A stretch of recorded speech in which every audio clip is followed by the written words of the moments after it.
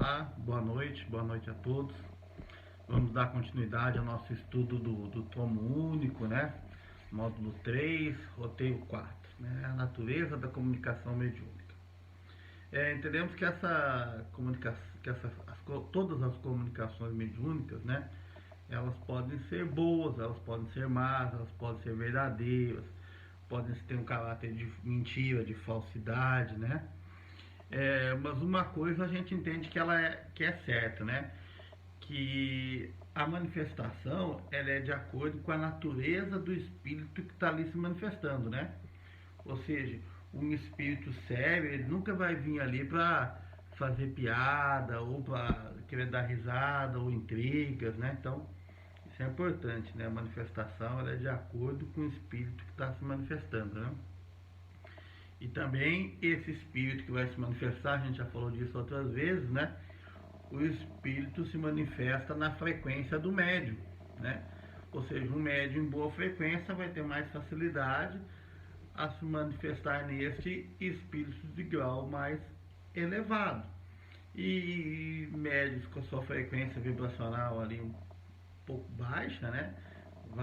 Vai sofrer mais com esses espíritos, assim, vamos dizer, zombeteiros, ou os que vêm ali apenas para dissimular o contexto da reunião como um todo, né?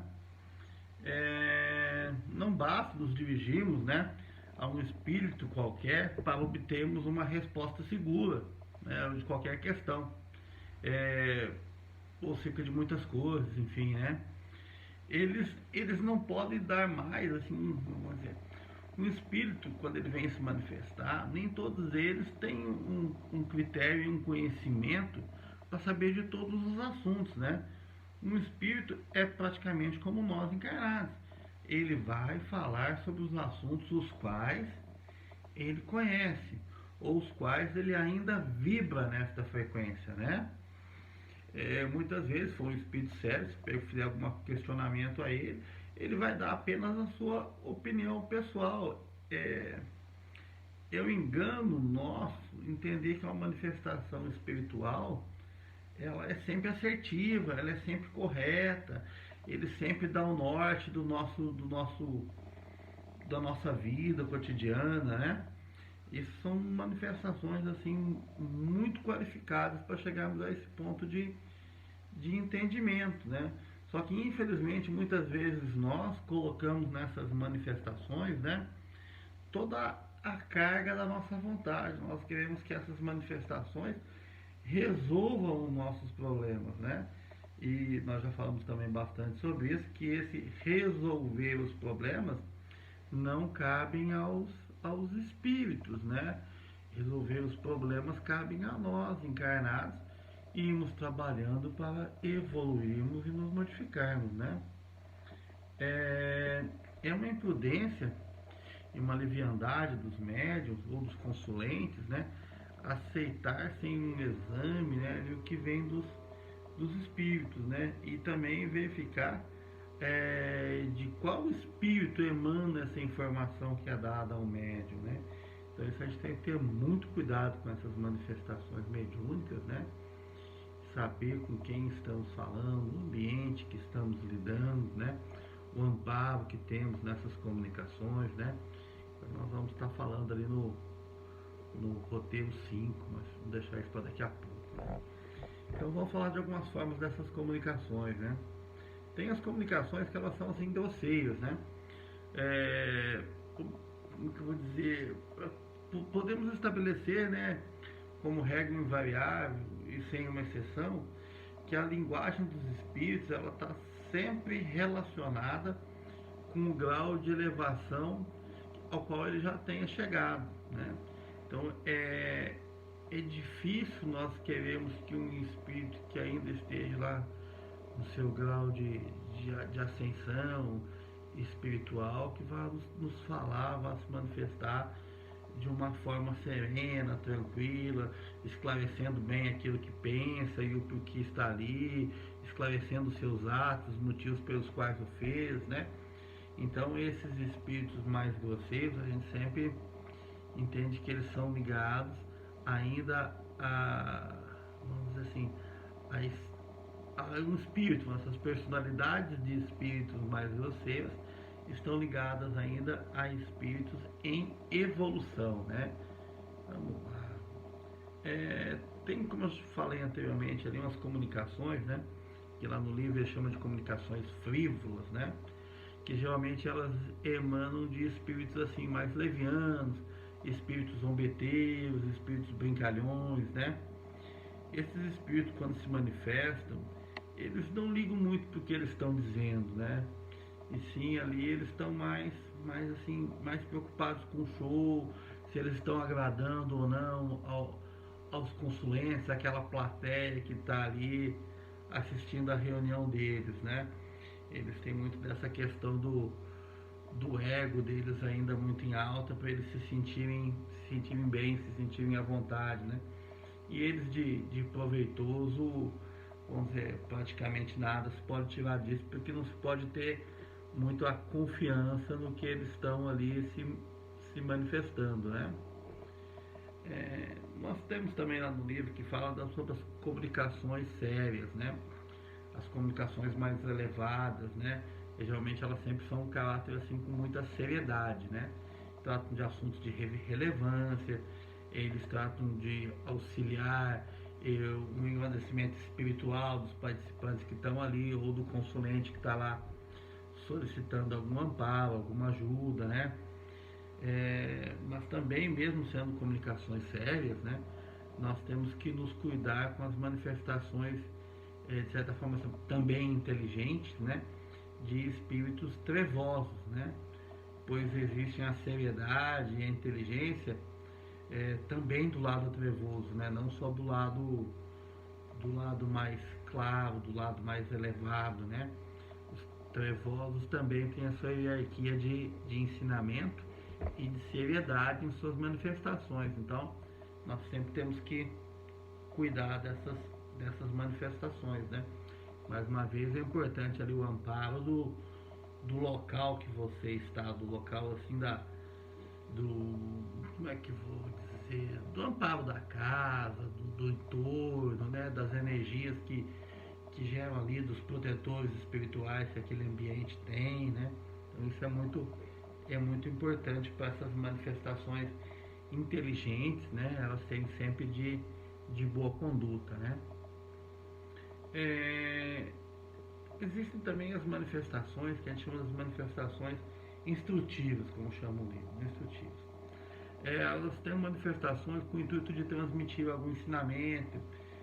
Geralmente elas são manifestadas por mentores, por anjos da guarda, espíritos protetores, enfim, como queiram chamar, né? Porém, essas manifestações elas não são muito corriqueiras, né? Ela depende muito do grau ali, do grau vibracional do médium, né? Ou do grau da harmonização do ambiente, como eu falei anteriormente. Mas elas são muito proveitosas, né? Vamos agora começar a dar início ali no roteiro 5, né? No roteiro 5 ele fala sobre as elevações e as comunicações espontâneas dos espíritos, né? As comunicações espontâneas, né? Geralmente essas comunicações espontâneas elas não ocorrem em ambientes propícios, né? Elas são geralmente de espíritos que estão ali ao entorno do médium, né? Ou pertencem àquele ambiente onde o médium entrou, está, né? Elas são geralmente comunicações assim, não vou dizer que elas são sem sentido, mas são sem sentidos também, né? Elas servem apenas para aqueles espíritos que querem simplesmente se comunicar. Vamos tentar dar um exemplo.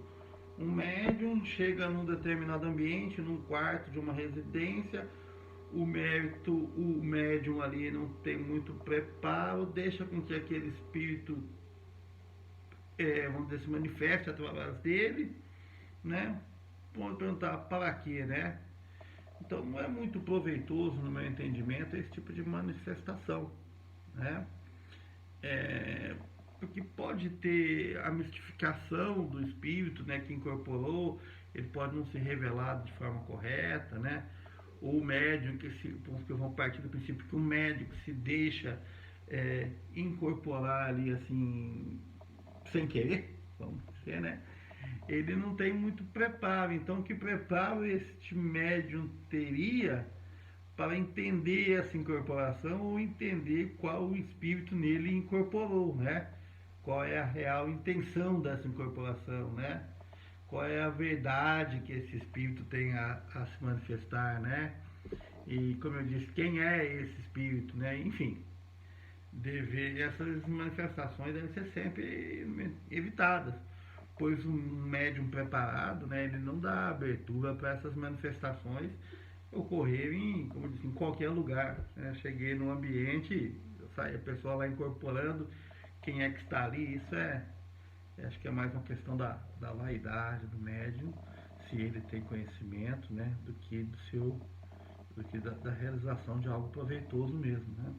Por isso que eu digo, é mais provável que aconteça em médium que não tenha muito conhecimento do que se trata, né?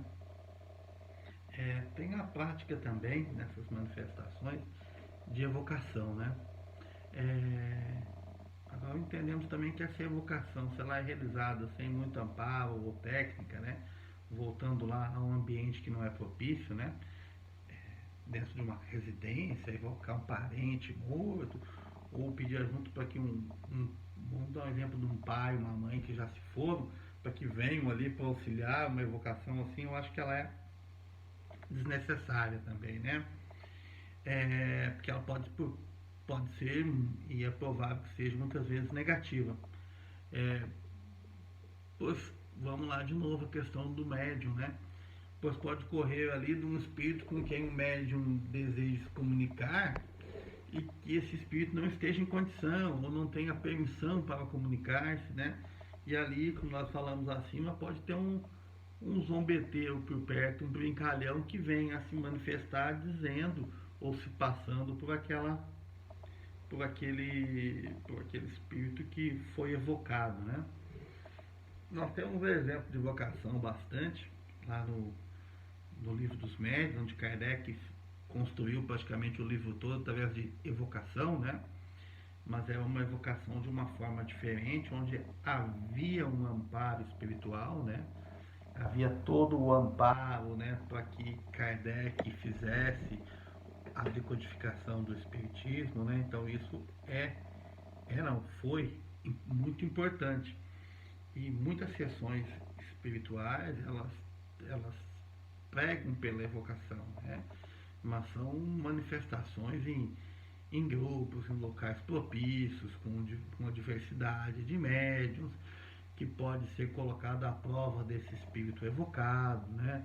Pode ser acompanhado essa evocação por alguns médiuns videntes, enfim.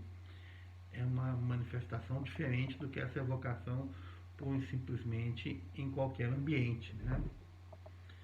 Nós temos também ali no roteiro 5, né, onde ele trata da manifestação em grupos, né, manifestações espirituais relativas a grupos de estudo, né.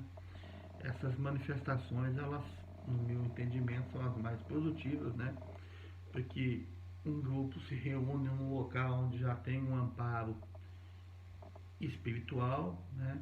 Esse grupo se reúne com uma função específica, né, já pré-determinada. Não é um trabalho feito assim a esmo, naquele sistema assim de que vem quem quer para fazer o que quer, né, ou vem o espírito que quer para se manifestar da forma que quer, né? Então existe um amparo espiritual nesse local, existe, como eu disse, uma preparação para isso. Existe a preparação do próprio médium, né, que o médium se prepara, o médium ali para ir para frequentar um local como este, é cobrado dele bastante estudo, uma condição moral também bastante elevada. Então, as manifestações que são feitas em grupos espirituais, elas são muito melhor acompanhadas e muito mais regradas e protegidas, né? Por isso que nós entendemos que é sempre importante estar com um grupo e manter-se sempre estudando, aprendendo, né? e buscando conhecimento para desempenhar um trabalho espiritual de auxílio ao próximo da melhor forma possível, né? Então nós encerramos aqui uma rápida pincelada aí pelo capítulo 3, pelo roteiro 4 e pelo roteiro 5, né? Abaixo eu vou colocar a íntegra do nosso estudo lá, de acordo com as diretrizes do nosso livro, né, do tomo único, pois esse nosso grupo se baseia no nosso livro tomo único, né? Eu poucas vezes expresso aqui a minha forma de pensar e gostaria que todos lessem a matéria toda abaixo, né? Para termos entendimento conforme a fé nos passa. Uma boa noite a todos, fiquem todos com Deus.